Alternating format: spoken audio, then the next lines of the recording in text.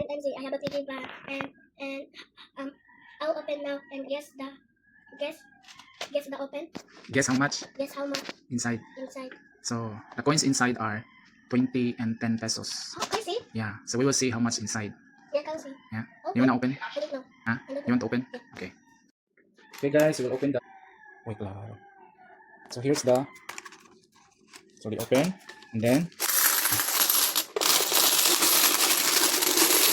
So this coin bank is 2 years from January 2023. Okay, ayo po. Ano push? Done.